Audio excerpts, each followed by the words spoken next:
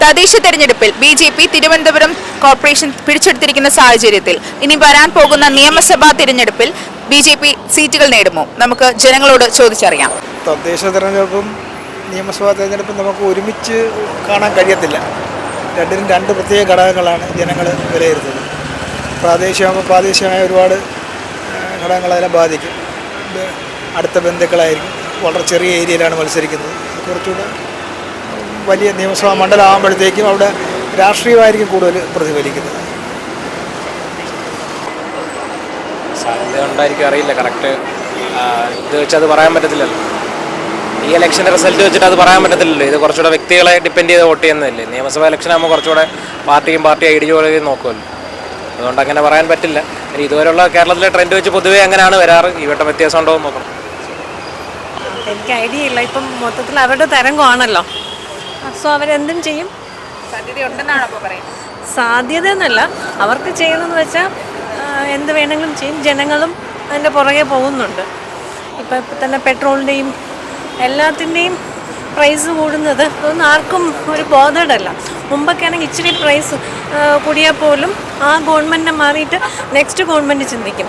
ഇപ്പം അതല്ല, എന്തിൻ്റെയൊക്കെ പുറകെ റിലീജിയൻ്റെ പുറകിലും ആ ഒരു ഇതാണ്. അതിനോട് അത്ര ഒരു ഇതില്ല. കാരണം അവരെന്ത് വിചാരിക്കുന്നോ അത് നടത്തുന്നു. പൊളിറ്റിക്സിനോട് ഇത് താല്പര്യമില്ല. ബട്ട് ആർക്കും ഒന്നും ചെയ്യാൻ പറ്റുന്നില്ല എന്നുള്ളൊരു സങ്കടം. CPM-ൻ്റെ ഒരു ഇൻബിൽട്ട് ഒരു ധാരണ ഉള്ളതുകൊണ്ട് BJP-ക്ക് ഇനിയും ശക്തിപ്പെടാനുള്ള സാധ്യതയുണ്ട്. കാരണം ഹിന്ദുത്വ രാഷ്ട്രീയം ഇപ്പോൾ ഏറ്റവും ശക്തമായിട്ട് മുന്നോട്ട് കൊണ്ടുപോകുന്നത് CPM-ആണ്.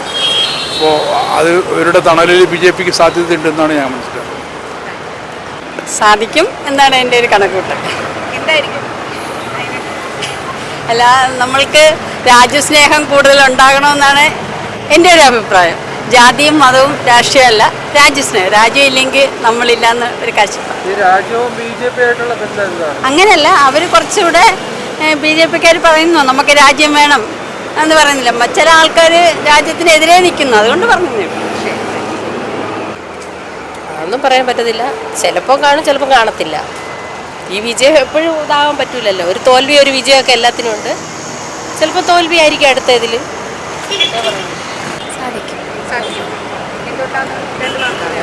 പ്രവർത്തനം ഇപ്പം ഒരുപാട് മാറി മാറി വരണുണ്ട്. പ്രവർത്തനം നല്ലതായതുകൊണ്ട് കിട്ടുമെന്നാണ് പറയുന്നത്. സീറ്റിനോട് 5 സീറ്റിനകത്ത് കിട്ടുമായിരിക്കും. ബാക്കി സംശയമാണ്.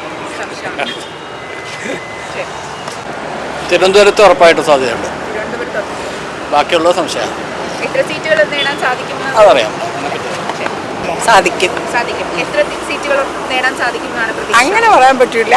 സാധിക്കും. ഉറപ്പാണ്. ഉറപ്പ്. സാധ്യത അങ്ങനെ തീർത്ത് പറയാൻ പറ്റില്ല എന്ന് വെച്ച് കഴിഞ്ഞാൽ, എന്നാലും ഒരു ചെറിയ മാറ്റങ്ങൾ നമുക്ക് പ്രതീക്ഷിക്കാം. എന്തൊക്കെ മാറ്റങ്ങൾ പ്രതീക്ഷിക്കാന്ന് പറഞ്ഞാൽ ചിലപ്പോൾ സീറ്റ് കൂടുതലായിട്ട് കിട്ടിയില്ലെങ്കിലും നാമമാത്രമായിട്ടെങ്കിലും ഒക്കെ സീറ്റുകൾ പിടിച്ചെന്നിരിക്കും. അങ്ങനെയുള്ള മാറ്റം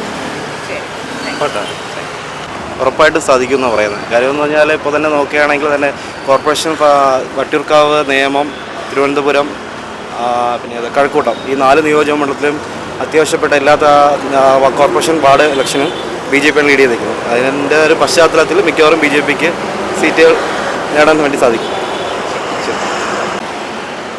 തദ്ദേശ തിരഞ്ഞെടുപ്പിൽ ബി.ജെ.പി. തിരുവനന്തപുരം കോർപ്പറേഷൻ പിടിച്ചെടുത്തിരിക്കുന്ന സാഹചര്യത്തിൽ കേരളമൊട്ടാകെ ഈ നേട്ടം ആവർത്തിക്കാൻ സാധ്യതയുണ്ടെന്നാണ് ജനങ്ങളുടെ അഭിപ്രായം. നിശ്ചിത സീറ്റുകൾ ബി.ജെ.പിക്ക് ലഭിക്കാൻ സാധ്യതയുണ്ട്. എന്തായാലും വരുന്ന തിരഞ്ഞെടുപ്പ് വരെ നമുക്ക് കാത്തിരുന്ന് കാണാം. ക്യാമറാമാൻ വിനീതിനോടൊപ്പം റിപ്പോർട്ടർ ആർദ്ര, 140 ന്യൂസ്.